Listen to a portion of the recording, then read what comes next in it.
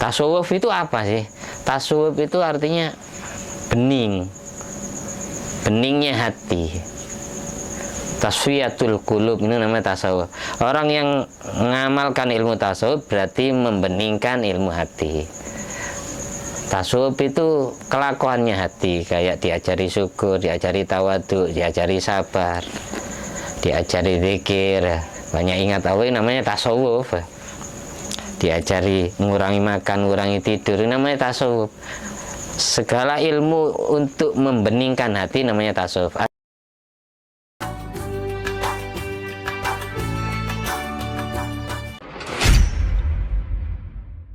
Assalamualaikum warahmatullahi wabarakatuh.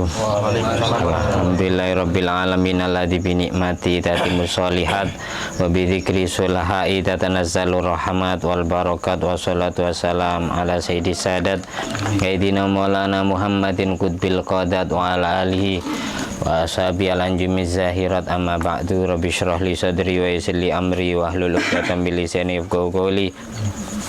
Rabbi zidni ilma warzuqni fahma Allahumma aftah alaina futuhal arifin waj'alhu lisatan liwajhikal karim wa marzuqna fahman nabiyyin wa ilhamal malaikatil muqarrabin Allahumma nawwir qulubana bi nuri hidayatika kama nawwartal arda bi nuri syamsika Rabbana anfa'na bima 'allamtana Rabbi 'allimna alladhi yanfa'una Rabbi faqihna wa faqih ahlana wa qarabatin wa ashabin lana fi dinina Allahumma a'inna ala dzikrika wa syukrika wa husni ibadatik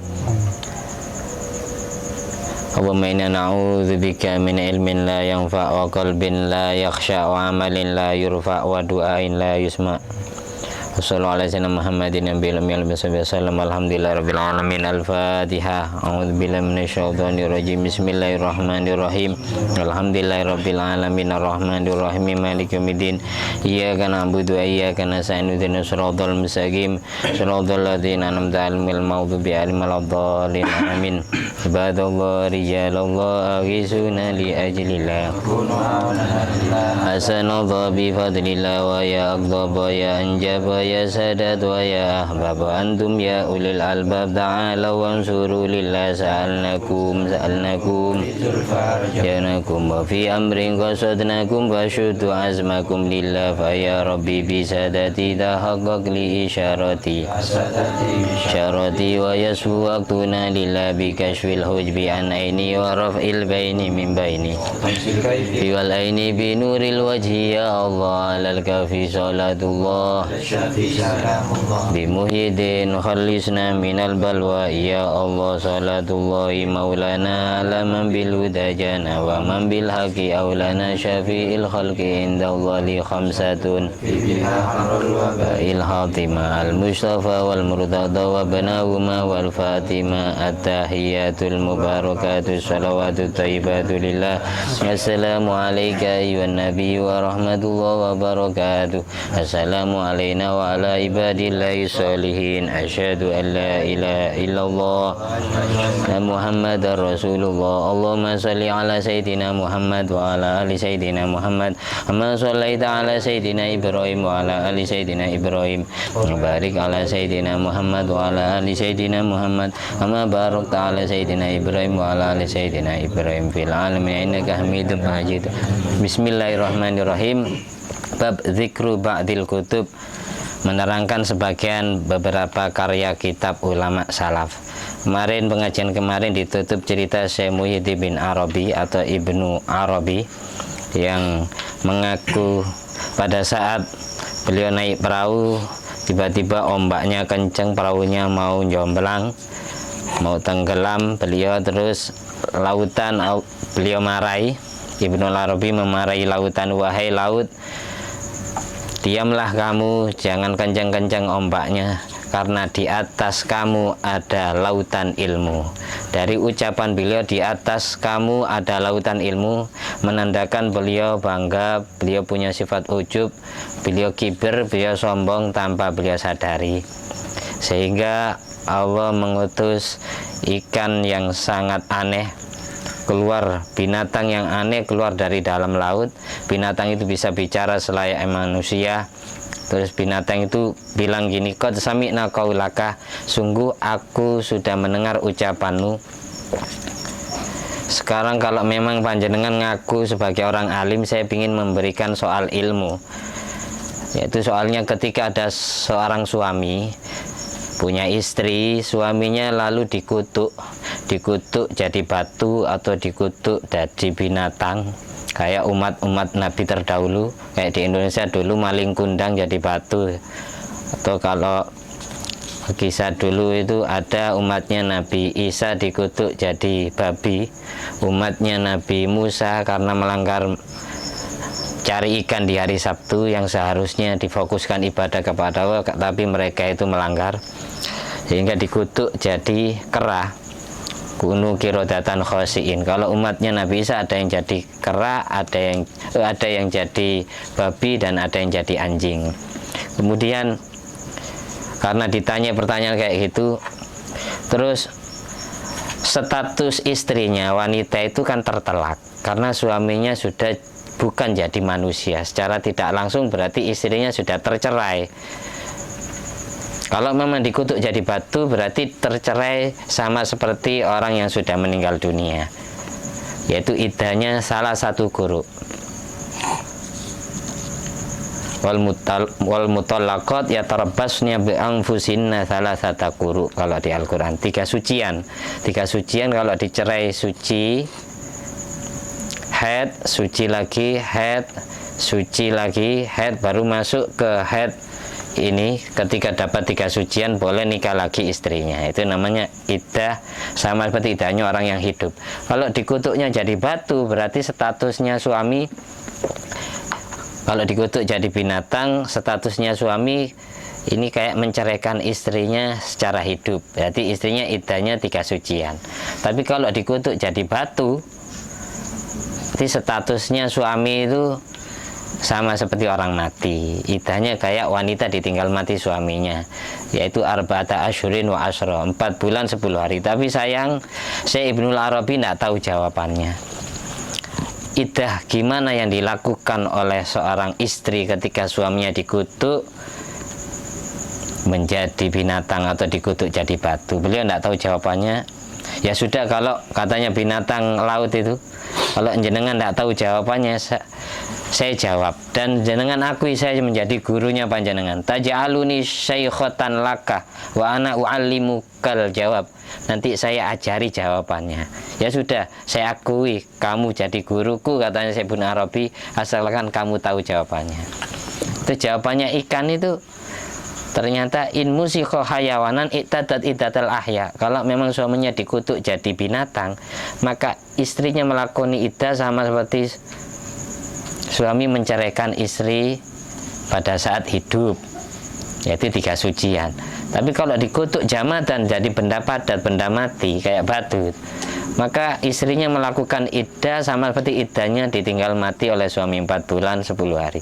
Dari situ beliau terus takluk, kemudian mengakui binatang itu diaduk. Ini aslinya jadi pelajaran bahwasanya setinggi apapun ilmu kita tidak boleh sombong, karena di atas orang yang berilmu ada yang lebih aliman lagi.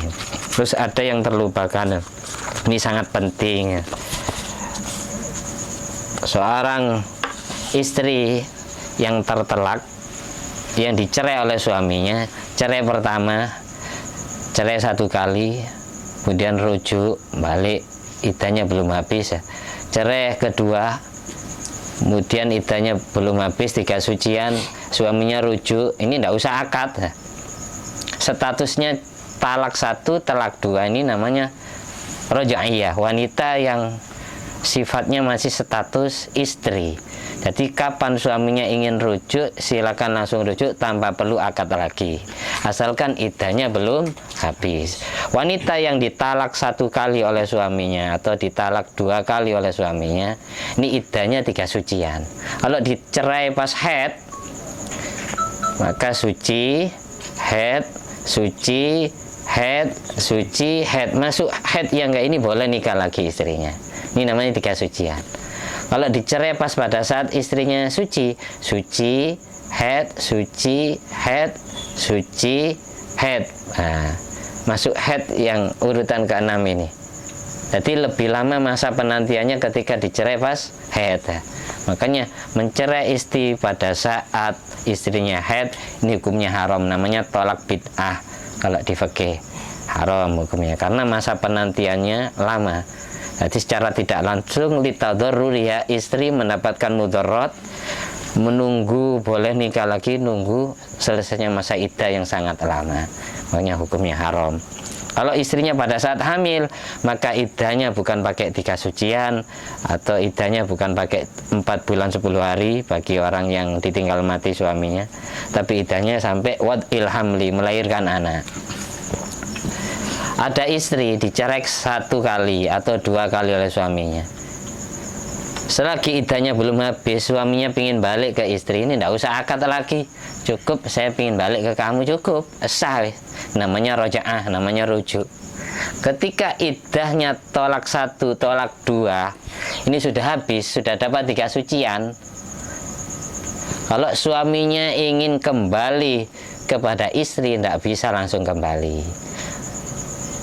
Istri yang tertalak 1, 2 terus iddahnya sudah selesai 3 sucian, ini status istrinya menjadi tolak bain sugro. Ini perlu diketahui, namanya tolak bain sugro. Ketika tolak bain sugro, suami pingin balik ke istrinya, wajib bi'aqdin jadid, dengan akad yang baru lagi. Kalau ada istri dicerai langsung 3, jadi hitungan talak itu sampai 3. Ketika ditalak 3, ini namanya tolak bain kubro. Tolak bain kubro ini tetap iddah ya.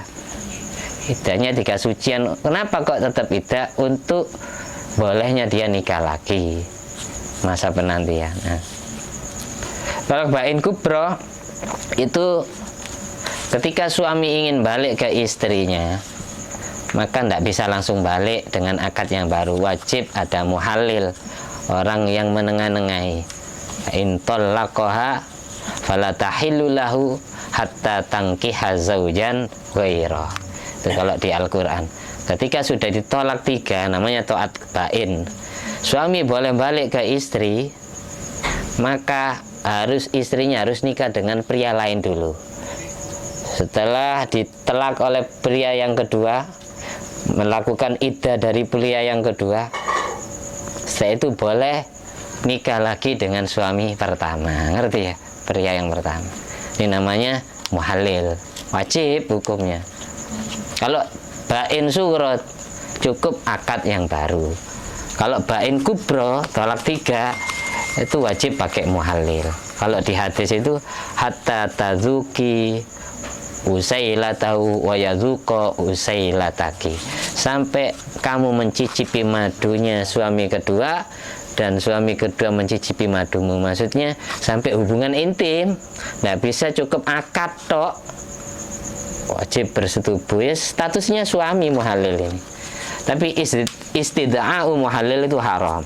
Orang daftar jadi muhalil itu haram karena kelihatan nafsunya, cuma buat pelampiasan. Saya pernah disuruh jadi muhalil, itu saya tidak mau. Karena apa? Yang nyuruh teman akrab saya sendiri. Terus saya biasa ke rumah dia juga biasa ke sini, kayak gimana gitu. Nanti hubungannya pasti rentan. Yang jelas bukan hanya di akad tok, tapi wajib disetubui. Karena statusnya suami semisal muhalil ini tidak mencerai-ceraikan, ya tetap tidak boleh dipaksa untuk dicerai karena istrinya. Naudzubillah min dzalik. Abghadul halal indallah at-talaq. Perkara halal yang paling dibenci Allah itu adalah talak. Mudah-mudahan kita dijauhkan. Terus punya jodoh ya seumur hidup ya.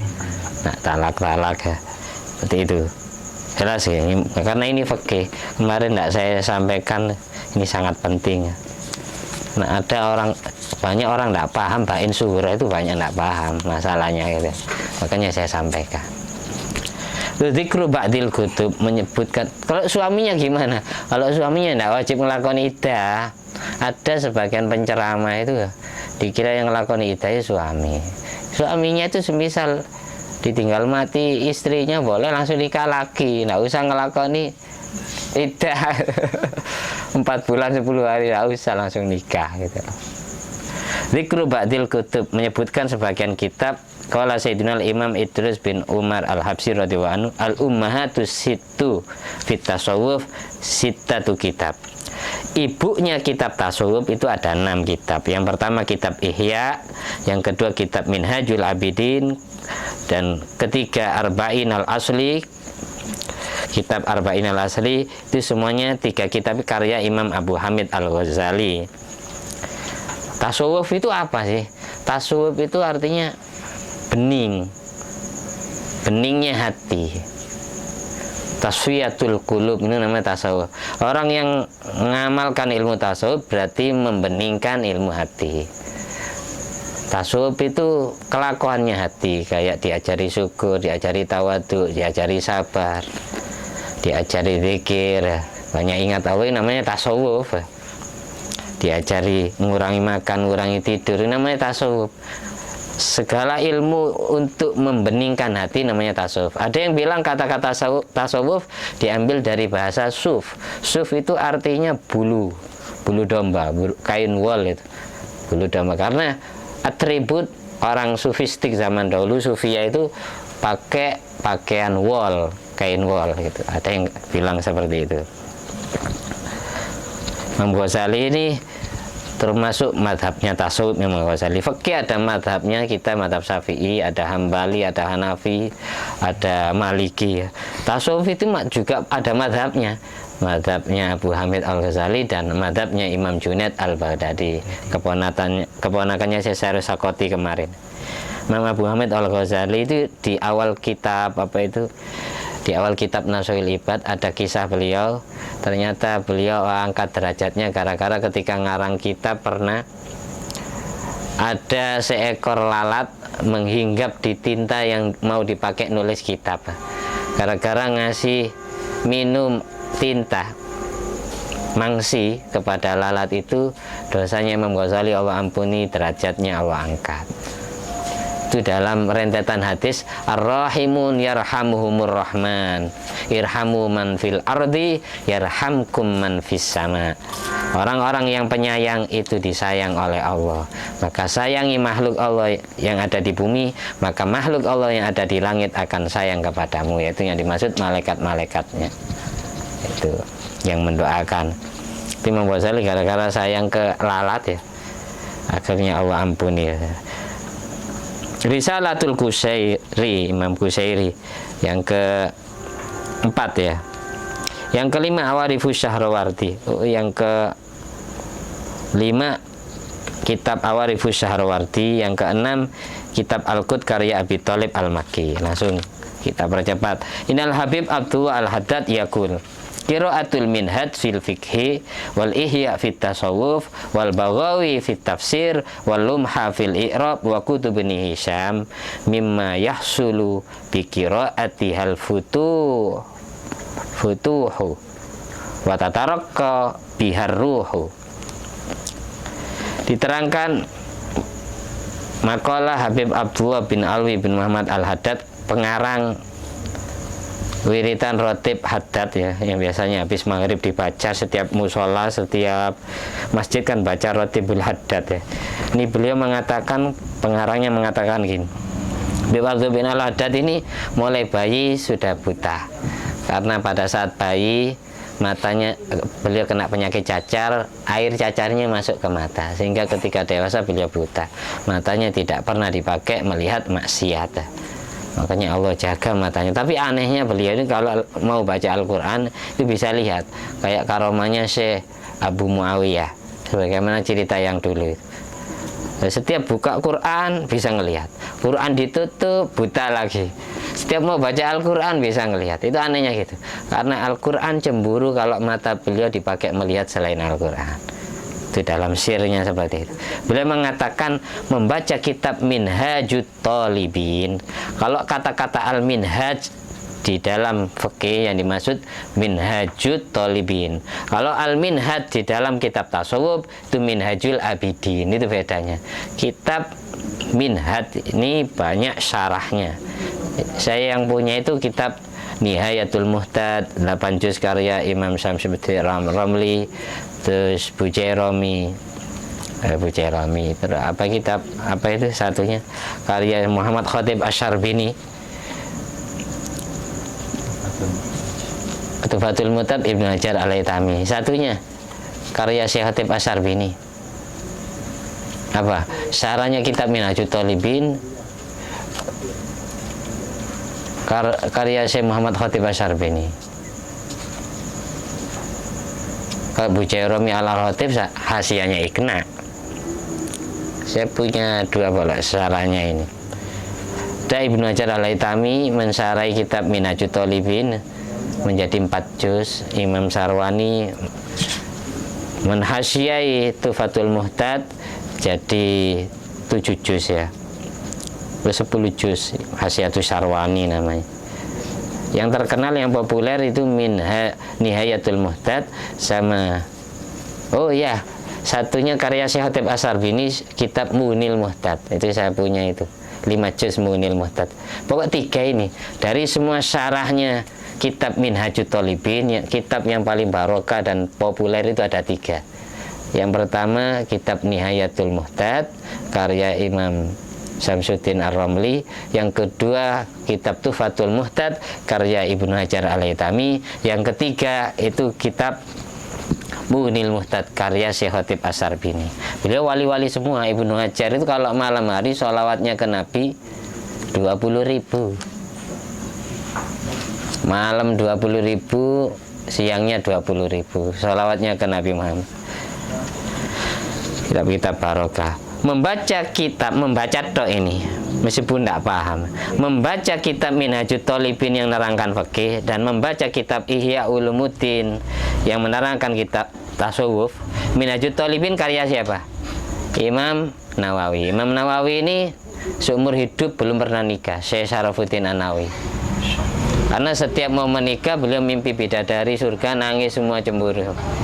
Bahkan ketika beliau riyadhah, diceritakan di kitab Jami'u Karamatil Aulia, Imam Nawawi ini kalau sudah lagi zikir wiritan, saking tidak percayanya orang-orang ya, sampai ngetes syahwatnya Imam Nawawi. Ketika lagi wiritan suruh ada wanita cantik atau bencong-bencong didandanin kayak wanita ya, kayak Mas Ulin ya. Suruh ngintip di jendelanya beliau tempat wiritan.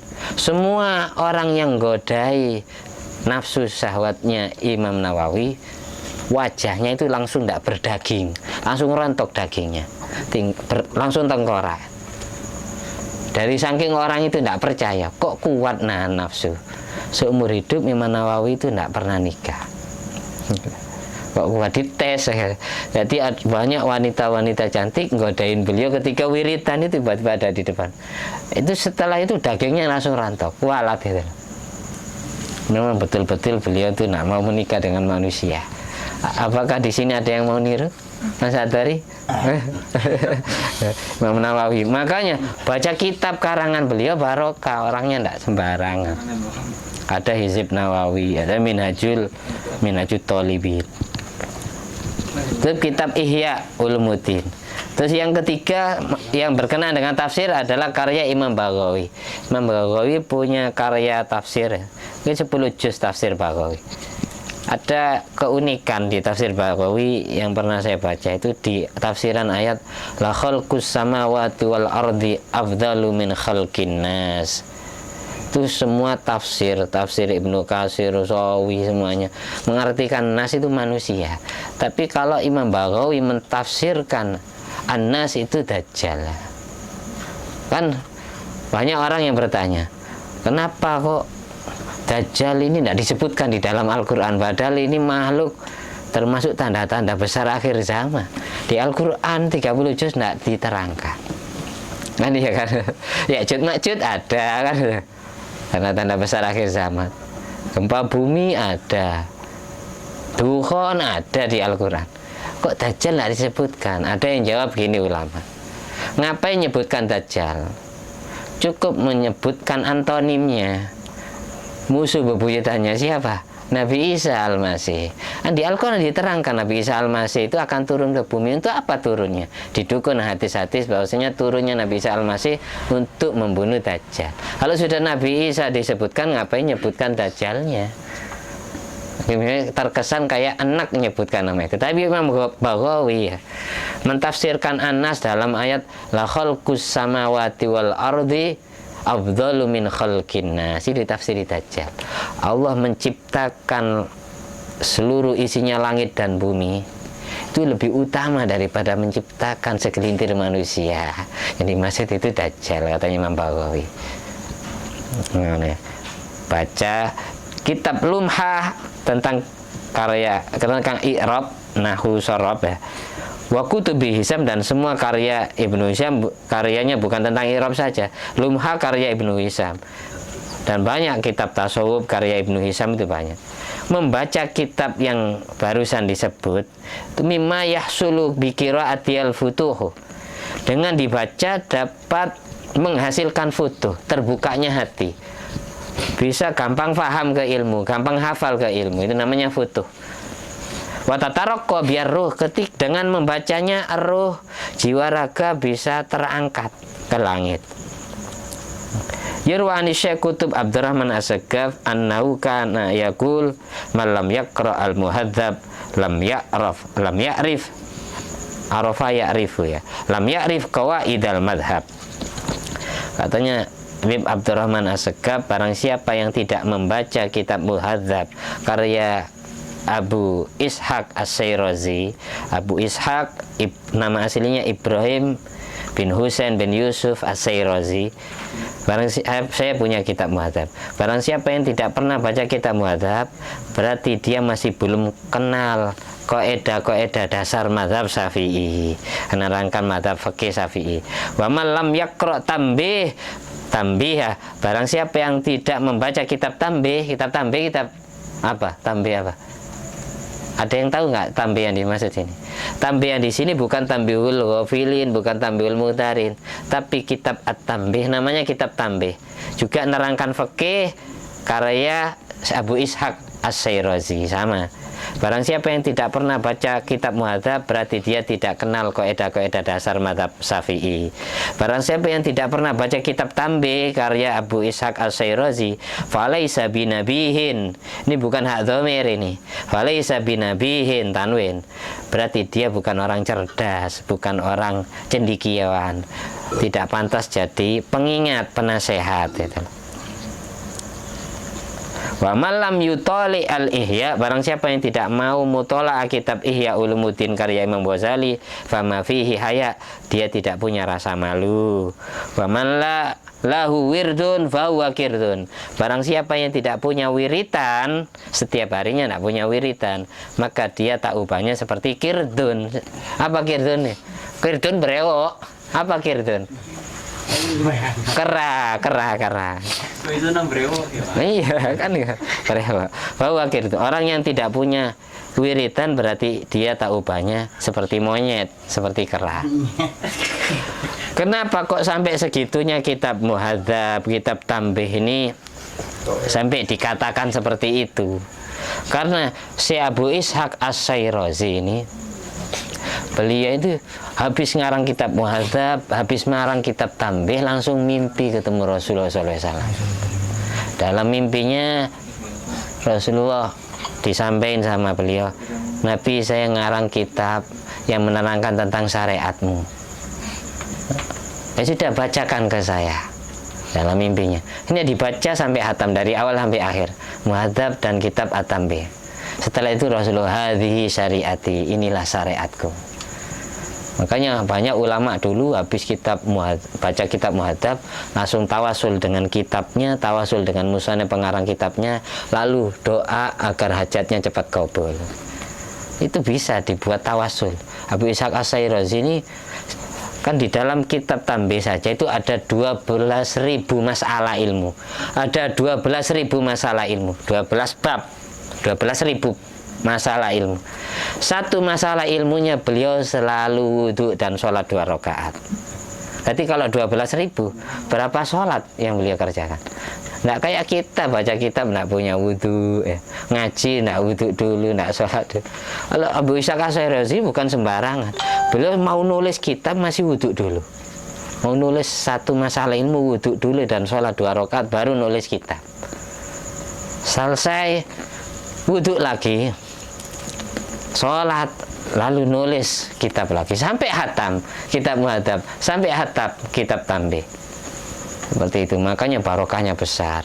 Barang siapa yang tawasul dengan kitab muhadzab dan musannaf pengarangnya, setelah itu dia doa kepada Allah atas hajatnya agar cepat kabul, maka insya Allah hasil hajatnya cepat kabul. Tuh. Orang yang tidak mau baca kitab Ihya tidak punya rasa malu, karena katanya Imam Nawawi yang kita terangkan tadi, yang kalau diintip pas wiritan semua orang dagingnya rontok. Imam Nawawi mengatakan kadal ihya ayyakuna Qur'anan. Hampir saja kitab Ihya Ulumuddin menjadi seperti Al-Qur'an. Maksudnya apa? Di dalam kitab Ihya Ulumuddin hampir dasarnya diambilkan dari Al-Qur'an 30 juz dan beberapa hadis pendukung. Makanya Imam Nawawi mengatakan hampir saja kitab Ihya Ulumuddin menjadi seperti Al-Qur'an. 90%-nya Al-Quran ada di dalam kitab Ihya Ulumuddin.